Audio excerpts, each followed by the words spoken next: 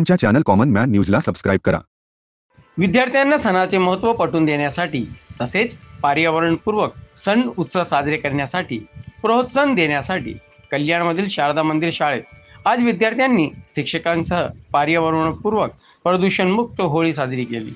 यावेळी विद्यार्थ्यांना होळीचे महत्त्व, सणांचे महत्त्व, निसर्गाचे महत्त्व, पर्यावरणपूर्वक सण उत्सव, नैसर्गिक रंगाचा उपयोग करत होळी साजरा करण्याची प्रतिज्ञा दिली गेली। होळी पूजन करण्यात आले। प्लास्टिकचे फुगे, रासायनिक कलर याने त्वचेला इजा होतात, अनेक अपघात होतात, पर्यावरणाची हानी होते, झाडे तोडून पर्यावरणाचं नुकसान होते। याबाबत शिक्षकांनी विद्यार्थ्यांमध्ये जनजागृती करण्यात आली।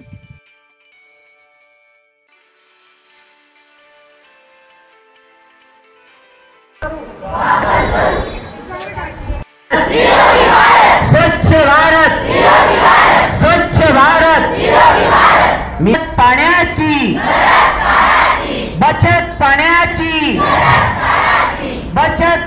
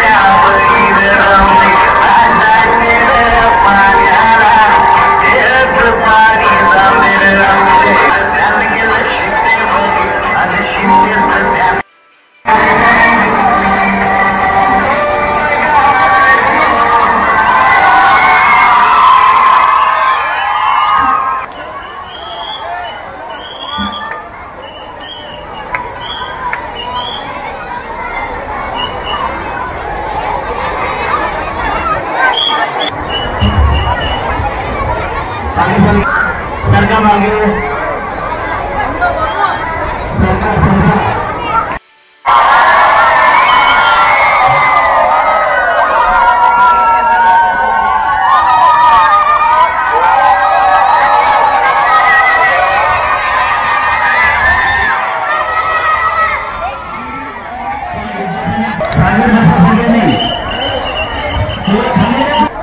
मागे सरका हे बसरे। खऱ्या अर्थानं शारदा मंदिर हायस्कूल कल्याण ही माझी शाळा एक महाराष्ट्रामध्ये एक आगळं वेगळं स्थान आहे या शाळेला, की आम्ही महाराष्ट्रामध्ये सगळीकडे वेगवेगळ्या प्रकारचे जेवढेही सण समारंभ साजरे होतात ते नैसर्गिक पूरक कसे होतील असा आमचा प्रयत्न असतो। आणि आज देखील म्हणजे 4 दिवसांनी होळी आहे, पण आज आम्ही विद्यार्थ्यांना नैसर्गिक रंगांनी कशा प्रकारे तुम्ही होळी खेळली पाहिजे, तुम्ही प्लास्टिकच्या पिशव्या, फुगे यांचा वापर टाळला पाहिजे, हा अत्यंत मोलाचा संदेश देण्यासाठी आम्ही आज हा उत्सव इथे साजरा केलेला आहे, होळी साजरी केलेली आहे। माझ्या विद्यार्थ्यांनी काही घोषवाक्य तयार केलेली आहेत, नैसर्गिक रंग मागवलेले आहेत। नैसर्गिक रंग हे कृतीतून ते वापरून ते सांगणार आहेत की आपण निसर्गाशी एकरूप अशीच होळी खेळली पाहिजे। अशा प्रकारचा एक अभिनव उपक्रम आज माझ्या शाळेमध्ये हा झालेला आहे। नमस्कार, माझं नाव भावेश सचिन गायकवाड। मी आता 7वी मध्ये शिकत आहे। माझ्या शाळेचं नाव शारदा मंदिर हायस्कूल कल्याण। आज आमच्या शाळेत पर्यावरणपूर्वक होळी साजरी केली। आमच्या शाळेत होळी साजरी केली पर्यावरणपूर्वक। आणि जे पण आमच्या शाळेमध्ये खूप सण साजरे होतात, जे सणामधून आम्हाला काही ना काही शिक्षण भेटतो, म्हणजे कसं काय करायचं। आणि यावेळेस आमचं होळीचं आम्हाला सरांनी सांगितलं की पर्यावरण होळी, पाणी वाचवायचं, पाण्याचा वापर करायचा आहे, सुके रंग खेळायचे, नैसर्गिक रंगांनी होळी खेळायची, विषांचा वापर करायचा नाही। आणि ज्या आपल्या पाण्याचा उपयोग असतो तो कमीच्या कमीच करायचा आणि नैसर्गिकपूर्वक होळी खेळायची।